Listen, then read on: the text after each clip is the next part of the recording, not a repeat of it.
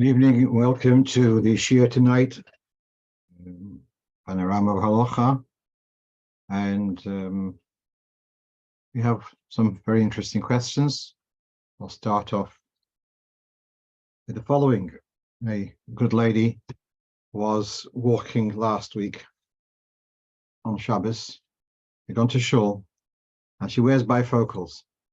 And she doesn't need them for reading so much, more she needs them when she walks in the street. So as she's in Shul, she lifts her glasses up to her forehead. And then she forgot about them. And she's in the middle of the street. And she realizes, oops, I've been, well, that's called carrying. So how does she uncarry? How is she going to wind down this act of carrying on the street? So you might think the simplest thing is just to bring them down to her nose. And that was her question. So she obviously asked after Shabbos, what would happen if it happens again? What would be the correct procedure? So very, very interesting. So let's start off step by step. First of all, what is the procedure if you're walking on Shabbos in the street and you realize you have something in your pocket? So here we have from the Acharei-Kedoshim and Siman Reish Samach Vav, actually. So it says the following. If you're walking in the street and you realize you have something on your person, you should, if it's valuable, you can wait there till Motzei Shabbos. If that's not possible, then he says here, Matir Chagura Bershuk. You should release your belt, and the pouch will fall to the ground. And then you ask a goy to protect it, look after it until after Shabbos. Now, so this is the common wisdom, that if you realize that you have something on your person on Shabbos, so you don't stop. And you don't put it down in a normal way. I'm going to explain this. So the halachic of carrying on Shabbos involves the components of akira and hanocha. It was stationary, and you lifted it to make it mobile, no longer stationary. That's called akira. When you put it down, you brought it to stationary. That's called hanocha.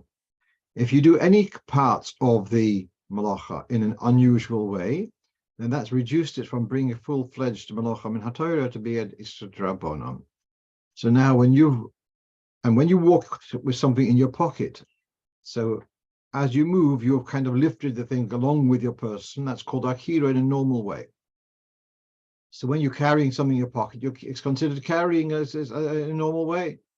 So if you would stop, so then you've brought the article to halt in a normal way, and so you've done the finish of the halachic of carrying. Therefore, the wisdom is that you continue walking, and then you kind of lift it out of your pocket in an unusual way. In this way, the ending of the malacha, which is the hanocha, is done in a not usual way. So therefore, you haven't violated a din min haTorah. That's the general wisdom. The question here is that if you got this article on your person, you're carrying it, what would happen if you now bring it from carrying to wearing? So here, the Shmiras Shabbos Kol Chosa has this question, not exactly in the picture of wearing glasses perched on your forehead, but he's talking about if a person walks on Shabbos and realizes they have in their pocket, let's say a yarmulke, a kippah. So that's carrying. So how about if he takes it and puts it onto his head? So he says, no, that's not okay. Therefore, what should he do? He should cause the kippah to drop and then lift it up, and then he can put it on his head to take home.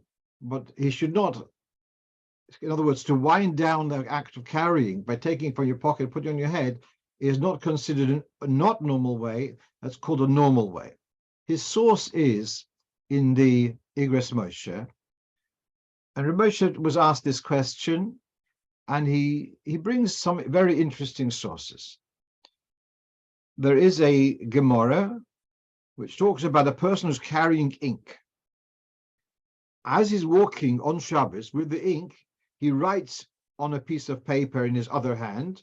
He writes something, and so the lashon of the Gemara is kesivoson zohi hanochoson. Taking the ink, which was mobile, and put it onto a piece of paper, that's called hanocha. Similarly, if you would take you're walking the street and you realize you've got a pretzel in your pocket.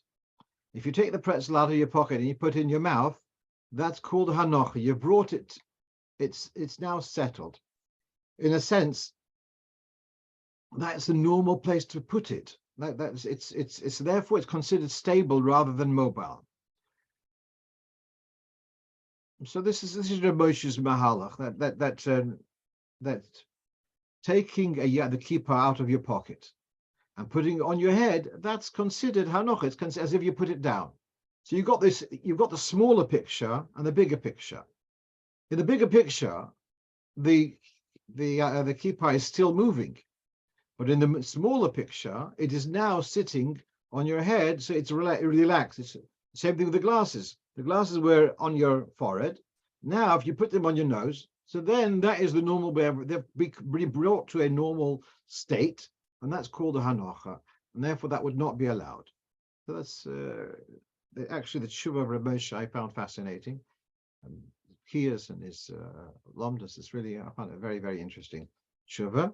But that's the bottom line is that to take those glasses, to put them from carrying state to wearing state, that's considered hanocha, and it's not allowed to be done on Shabbos.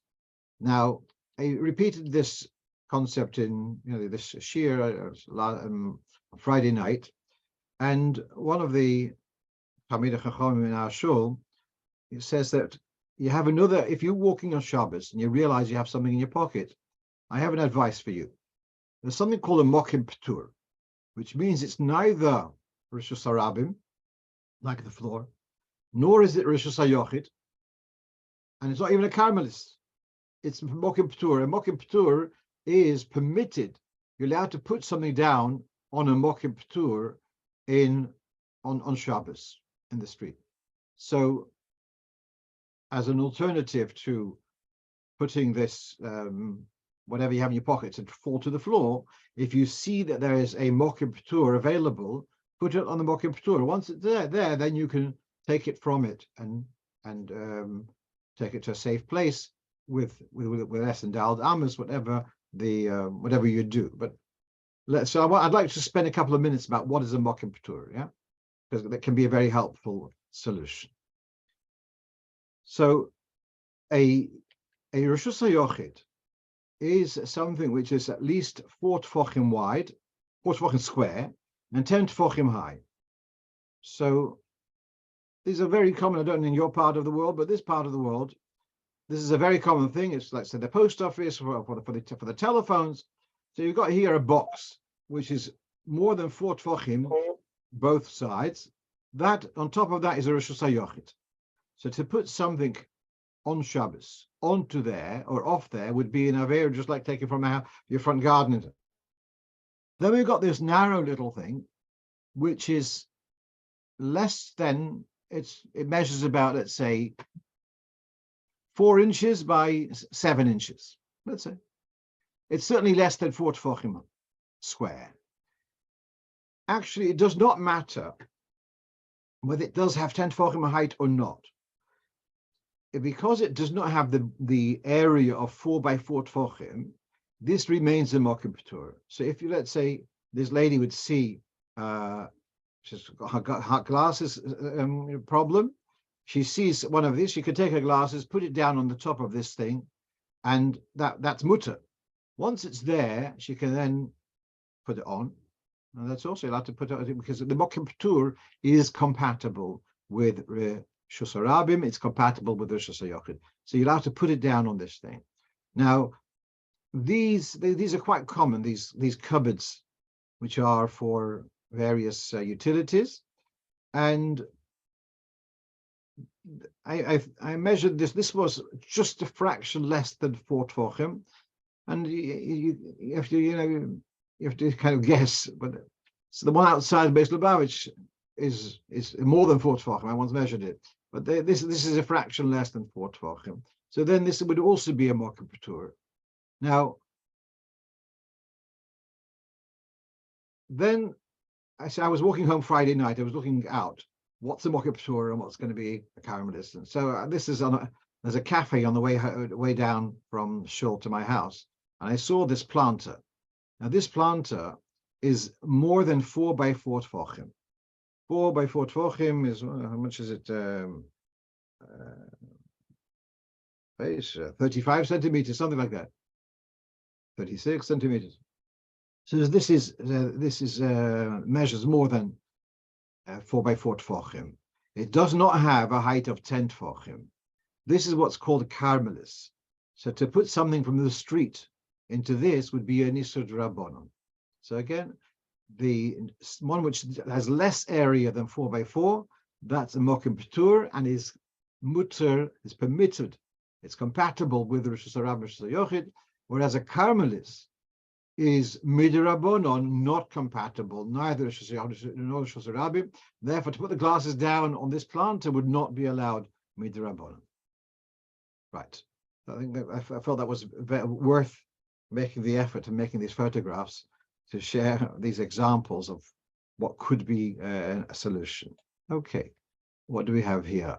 Okay, let's go on to the next. I just want to share with you one more thing. This is a bit of a funny one. I was walking on Shabbos once. It must have been after a Yom Tov, because because I had my credit card in my shirt pocket, and so I did the shoving it out of my pocket, and it landed on the floor, and then I pushed it slowly, less than dial down at a time, and I pushed it and shoved it down a drain. And after Shabbos, would call the company, I called the bank and say I lost my card. I felt that was certainly safe. My reservations about this afterwards, having thought about the halacha more carefully, is that the drains are, inside those drains is more than 4, the sewers are more than 4 by 4 tefachim wide, and therefore the sewers actually are a Rosh Hashanah. They've got depth of 10 tefachim, so it was just a post box into a sewer Rosh Hashanah, which I don't think was okay. So was showing that you shouldn't do that. Just check your pockets before Shabbos. Okay. Next, common question: whether a woman is in a state of pregnancy is allowed to visit a grave on a father's Yohrzeit. So there is a general custom that a pregnant woman does not go to a Beis HaKvaros. Now the top is here from the Nita Gabriel, and he says if there's a need, there's a Yohrzeit, Kibrit Tzadikim, so then one does not make such an issue. So in the notes he says that this whole idea of not going to a Beis HaKvaros does not have that a pregnant woman wouldn't go to a cemetery is not so well founded in halachic sources. There is an idea of not exposing herself to a place of tumah, because from the Shevet Musa. It is a Jewish custom, so we're not going to dismiss it out of hand. But when there are needs, a specific need, so let's say going on a Yohrzeit is something which can be considered a need, then that would be permitted. In the note Ches, Rabbi Tziner says that we have the other way around. We have a woman in the state of Nida would also avoid going to Beis HaKvaros, and still, when there would be a special occasion, that she would go. There is the idea that in a state of a personal tumah, not to be compounded with the tumah which prevails in the Beis HaKvaros.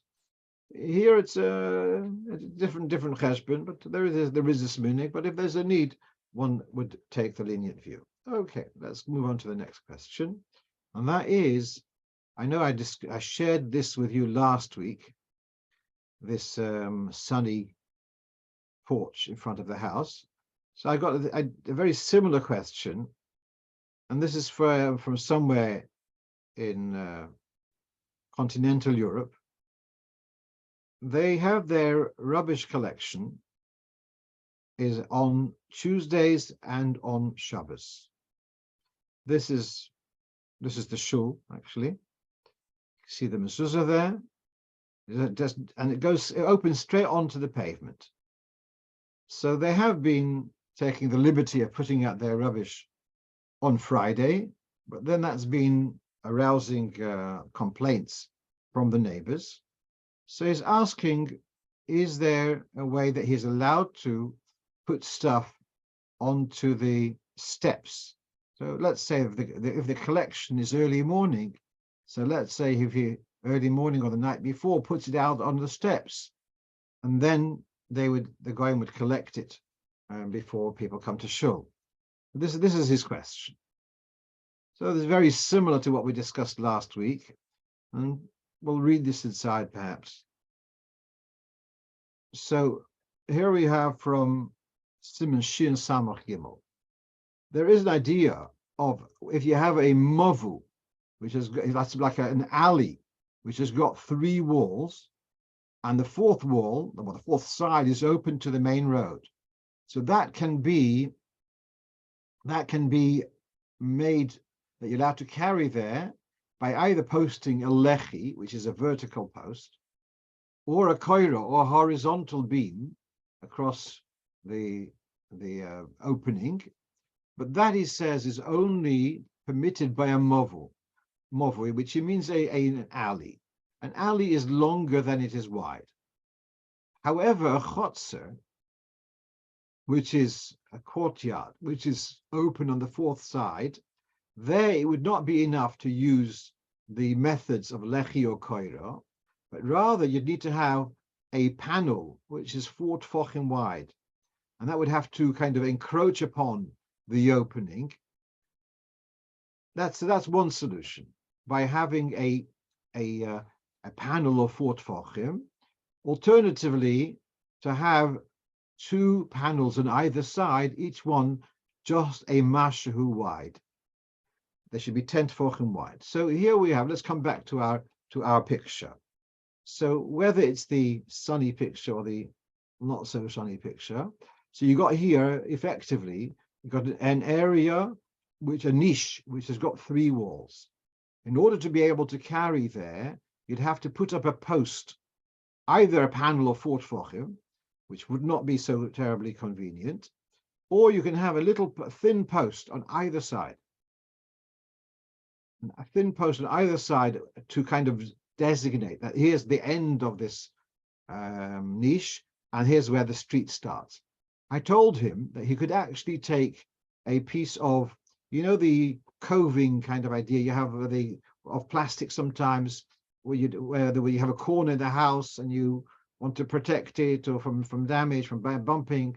So you get these plastic or aluminum corners. So I said, you can use one of those. And I said further, you know what? You could even take a piece of thick sellotape, Scotch tape, and do it and stick it over there on either side. I mean, after all, the Halocho says if it's a mashahu, all you need is a strip, which is a mashahu, a tiny bit of width, and it has to be 10 tefachim. So I told him you could put some sticky stuff on either side, and that would be his 2 panels. And the inspiration was one. It is written in Poskim that when it said earlier about the idea of having a lechi, in earlier times there was sometimes just a lick of paint. They take a piece of a paintbrush and paint a straight vertical line, and that would be their lechi. So here it doesn't use the word lechi. It still says about pasid, but it says rechavan mashu. So I felt that was adequate. Now, the next question which you're going to ask is, you're putting out your garbage over here, and you're putting out there that the goyim should take it. Is it not that you are kind of giving them work to do on Shabbos, to carry out from your premises to the street? So this question of putting out the rubbish in your premises, ready for the refuse collection to take it on Shabbos. So this is addressed by the Rav Moshe Sternbuch, who's now the Avbezdin of the Badatz in Shalayim, Acharei-Kedoshim, used to live, well, he originally was known as the London Ilui. He lived many years in South Africa, very involved in shiur v'inyanim, and so in his Shabbos he has a lot of discussion about that, about shiur questions. But here is he's addressing this idea about the garbage collection happening on Shabbos. Do you have to stop them taking your stuff? So he said, I don't see any problem. Of course, you're happy that he's taking it, but he's doing it on his own volition. You're not actually benefiting from his melacha. You're benefiting from the absence of the nuisance, but you're not benefiting. You're not enjoying. It's not as if delivering something and you're enjoying the stuff which he delivers, which is another story. Here, there's a nuisance, and he's taking away the nuisance, and you are relieved by the absence of that nuisance. That he's doing it out of his duty. Now, it's true, he says, you're paying taxes, but you've never given instructions that the collection should happen on Shabbos. As far as you're concerned, you'd be quite happy for them to come on Friday or Sunday. And therefore, there's no need, as far as he's concerned, to start saying, no, I don't want you to come into my premises to collect the garbage. It's okay. And the point of elsewhere saying, if a guy walks out from your premises with a package, oh, but you probably sent him on a mission. Well, that's not true here, because everyone, from this part of the world knows that there is an idea of a garbage collection, and it happens. It's employed by the local council, and they all understand that it's not your bidding; they're doing their duty when it suits them. Okay, so that's solved that question about the collection being done on Shabbos, which we didn't discuss last week. Now, there's one more point which we may have touched on, and that is that there is a concept of pi tikro yored v'sosim. Sometimes we have the idea that this, instead of having to have a post here, we can say the lip of the ceiling is seen in lomdas as if it comes down.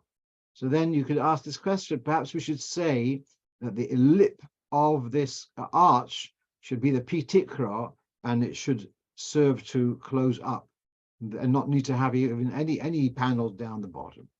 But that's actually discussed also in Shulchan Aruch, and saying that you should not rely on the concept of pi tikra of yored v'sosim in this little bit of space, because it's very confusing, because it would only work if there's more than 4 tefachim. And sometimes the veranda in front of the porch is less than 4 tefachim, and therefore it's something not to be relied upon. So that's why we're not using the pi tikra solution. Instead, we're talking about putting up a thin post on either side. And as I said, the sticky tape, that would be enough. Okay, let's go on. So someone asks a question: does Kiddush in Shul count for Seuda Shlishis? So to explain this question, we have a mitzvah of having 3 meals on Shabbos. There is a concession that the 3rd meal does not need to be a full meal. It can also be a little bit less. The Lashon of the Gemara is mine targima. What exactly does mine targima mean? Does it mean something like cake or porridge? Does it mean something like vegetables? Does it mean fruit? There are different opinions in the Gemara, in Halocho, what exactly is mine targima. But there is a concession that the Seuda Shlishis do not need to be the full meal like the other 2. So now the question is, can I have Seuda Shlishis with its concessions before Seuda Shnia? So can I have the concession meal at 1 o'clock and have the full meal at 3 o'clock or 2 o'clock, whatever? That is the question. So this is something which actually the Rebbe addressed. There's a famous sikha about why Chabad were not so particular about Seuda Shlishis. That's in Chelik Chof Aleph, Parshas Beshalach, I believe. But here, this is a note from that sikha. It quotes here from that in Sefer HaSichas that the Rebbe Rashab, as we know, would daven very long. So in the winter, he would do the following. He would, when he finished davening, he would make Kiddush and have a bit of mezainis. doesn't say the word Zonos, but he would have Kiddush, however, it was Yohrzeit Kiddush. Then daven mincha, and then before the shkia, would then wash and have a proper meal. So the Rebbe is suggesting that his Yohrzeit, the Seuda Shlishis, with this Zonos, which he had with the Kiddush Mokim Seuda, he refers to a discussion about this, that it's a Tzedek, who has a correspondence with about this with the Divrei Nehemiah, with Nehemiah Dubrovna. So on the left of your screen, you have here a little bit of a quote from the Tzemach Tzedek, which the Rebbe refers to.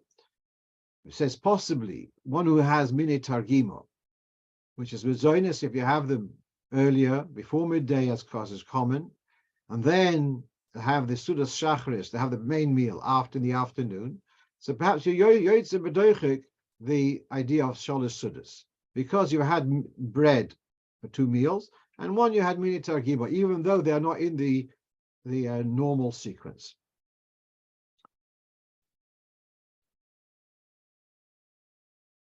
The Tzemach Tzedek had a colleague called Nehemiah Fradkin, who lived in Dubrovna, and they correspond a lot. And so this conversation, the Nehemiah was more opposed to it, and the Tzemach Tzedek was more inclined to accept this. This counts as Seuda Shlishis, that the concession can be had even though it's not in the correct sequence. That's basically the discussion. I just want to share with you, I know it's not much of Shabbos, but the Rebbe Farbrengen would be at 1:30. So davening would finish typically at 12 o'clock, and then the Farbrengen would be by 1:30. And there were times in the winter where the Farbrengen would, when I was learning in 770, Koil or whatever, so the Farbrengen sometimes went so late, they went into the shkia, and really, you couldn't really have time for eating sort of Shabbos afterwards in a regular way. What people did is another story, but yeah. So I would go to a relative of mine who lived a couple of blocks away, go there before the Farbrengen, make Kiddush, and I believe I also washed and had just a little bit of something to be Yotzei Seudas Shabbos. And then I had a debate with my cousin, whose house it was. Is the Rebbe's Farbrengen Seuda Shniya or Seuda Shlishis? So the more Chassidish Bochrim would not wash before the Rebbe's Farbrengen. And I was less Chassidish, washing before the Farbrengen. So he was of the opinion that the Rebbe's Farbrengen is Seuda Shniya, and I was saying it was Seuda Shlishis. Punkt by that Farbrengen, the Rebbe told him to sing Bnei Echava.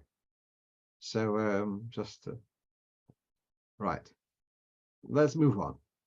Okay, so now here's an interesting thing. So someone asked if there's someone who, for whatever reason, did not daven ma'ariv or did not say atochin antonim ma'ariv. So we know you're not allowed to do any melacha until you say Baruch HaMavdil. Now, is there any advantage, if instead of just saying Baruch HaMavdil ben kodesh l'chol, to say the full text of atochin antonim? That was his question. So again, a person didn't say atochin antonim in Shmon Esrei, wants to do the right thing now. Is there an advantage of saying atochin antonim, the full 6 lines in the Siddur, or is Baruch HaMavdil ben kodesh l'chol just as good? So here's an interesting thing. You have in Kitzur Shulchan, where it says you're not allowed to do malacha before Havdalah, and if a woman is not going to daven ma'ariv, she wants to light some candles in the house, be able to see what she's doing, washing the dishes. So he says she should say Baruch HaMavdil ben kodesh l'chol, ben halachoshech, ben shor la'amim, ben mashveh mi'amase, Baruch HaMavdil ben kodesh l'chol.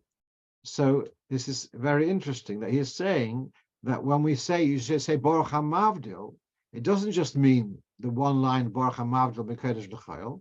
It means also to say the 3 Havdalas, ben halachoshech, ben shor la'amim, as well. And then even to finish off just without Hashem's name, Baruch instead of Baruch Atah Hashem, Baruch HaMavdil Kodesh L'Chem. So that's very interesting. There is such an opinion that when we're talking about an abbreviated Havdalah, it means abbreviated with the 3 Havdalahs. But here in the Kitzur Shulchan, it's noted Now, the Alter Rebbe does not mention anything of the sort. He says it's enough to say, Baruch HaMavdil min Kodesh l'chayil. And so you're asking, is there an advantage of saying Atachenatonu? Well, according to this opinion, that you should be saying all the three $3.5, then there is an advantage of saying Atachenatonu, which you have the $3.5 are included in that text. But according to the Alter Rebbe's Psak, it's not necessary because Baruch HaMavdil min Kodesh l'chayil is adequate. Let's move on.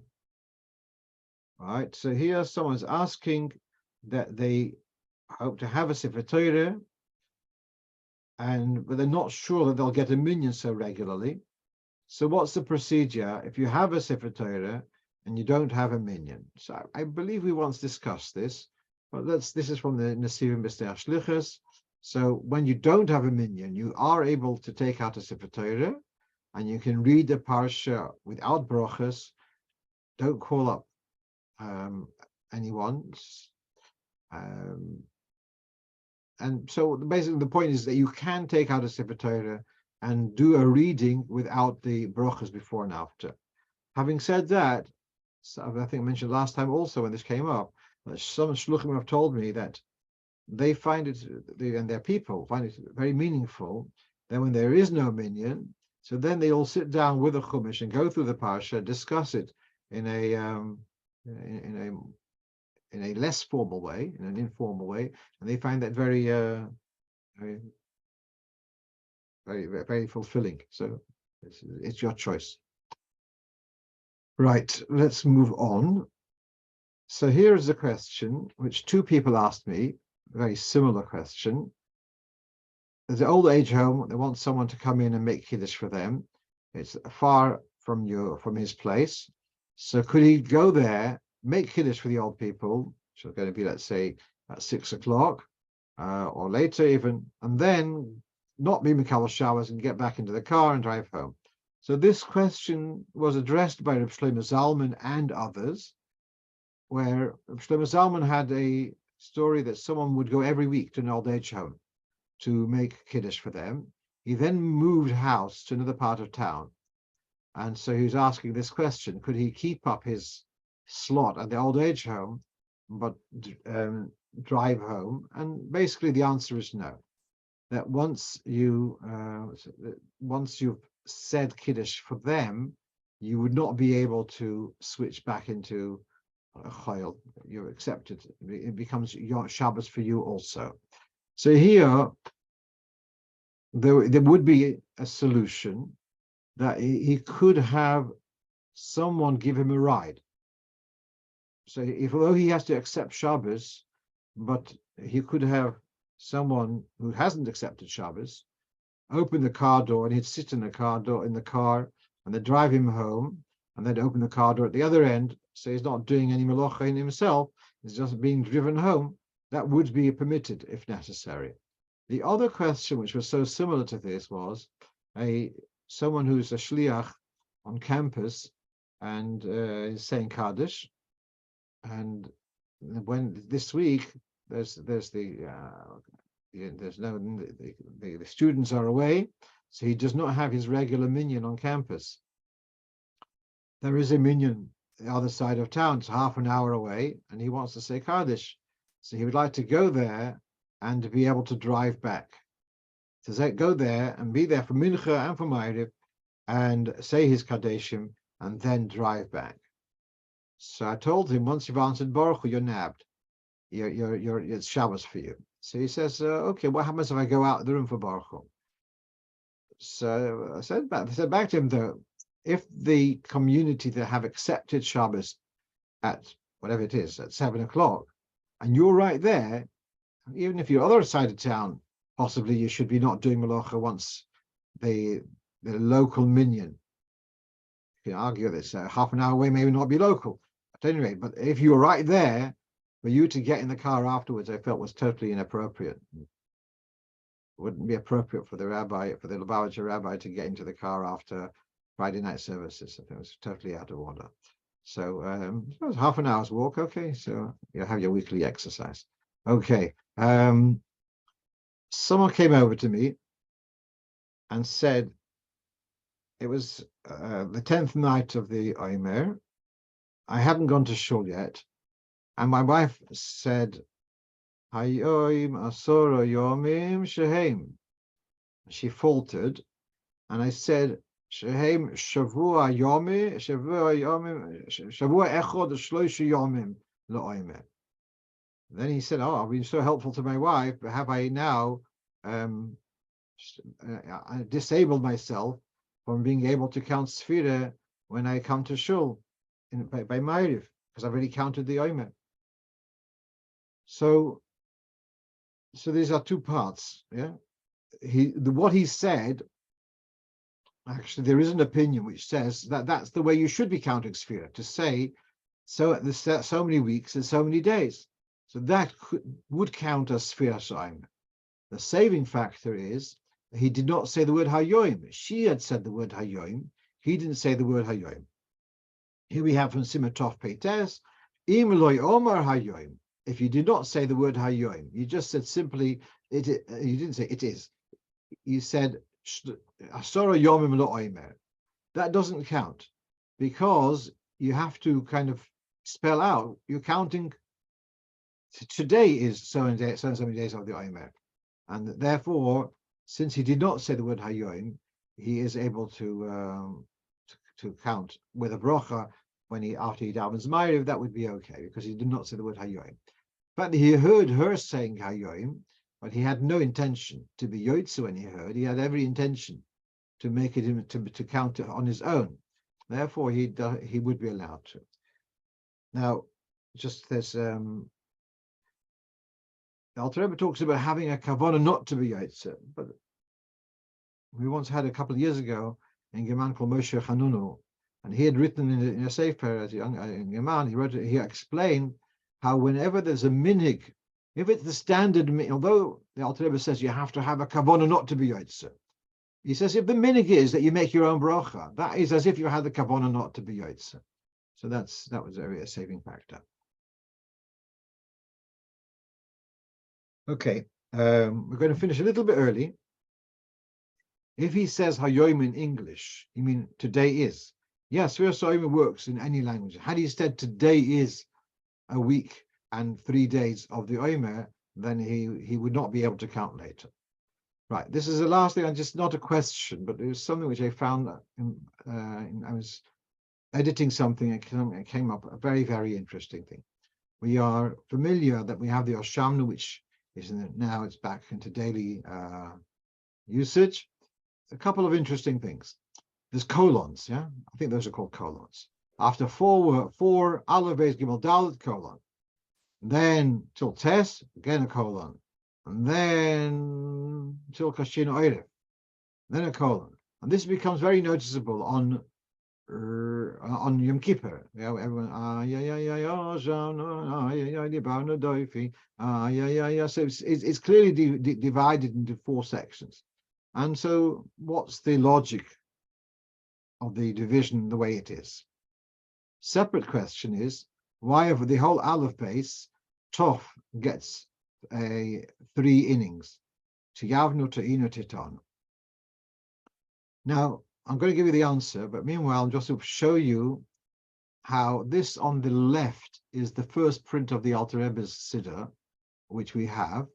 And you can see there that there's no such distinction. Is that right?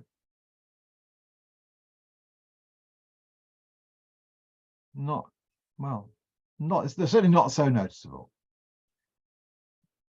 The Baron of Doifi, there doesn't seem to be any difference.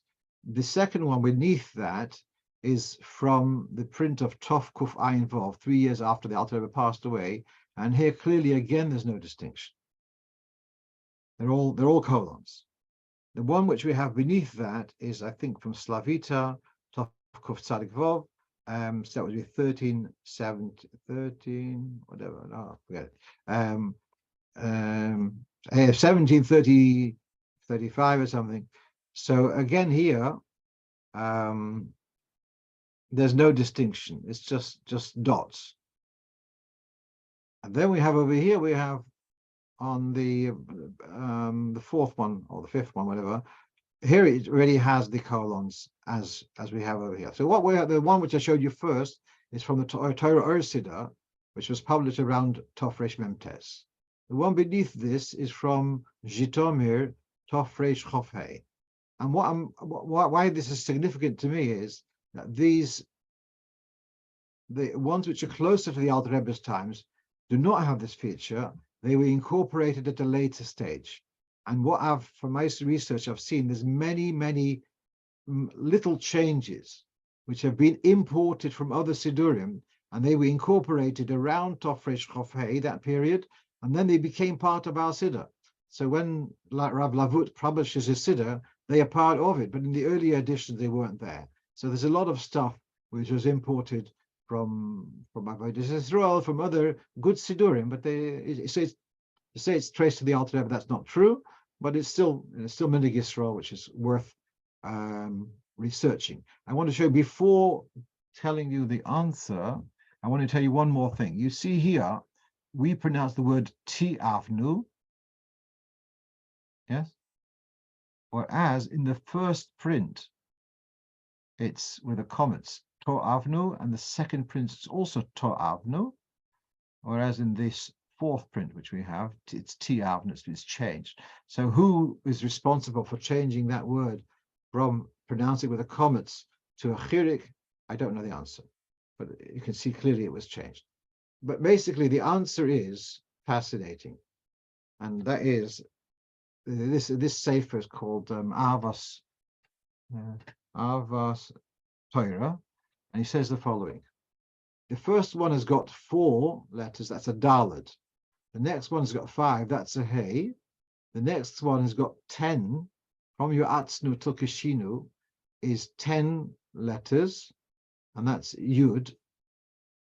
And then you have another 5. So those are the letters of the word Yehuda, Yud and Hey and Daled and Hey.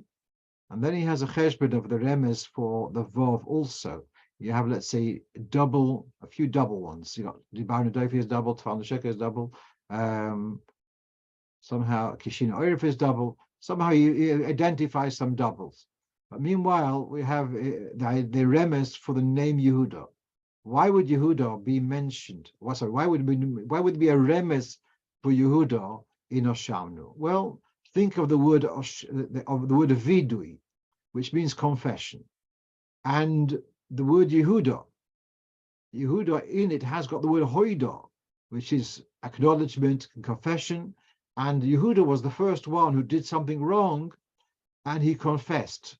The Gemara which we learned in Seuda just now, mi goram Yehuda sheyoide, etc. So Yehuda is like a leader in the ability to acknowledge, I did something wrong and I asked for forgiveness, and therefore in the Oshamnu there is a remes to that quality, to the name of Yehuda, and that's also would explain why it's, instead of having 22 letters of the Aleph base, it's got an extra 2 with the letter Tov to bring up to 24 to match with the to make it 24 for the letters of Yud K and Daled and Hey of the name Yehuda.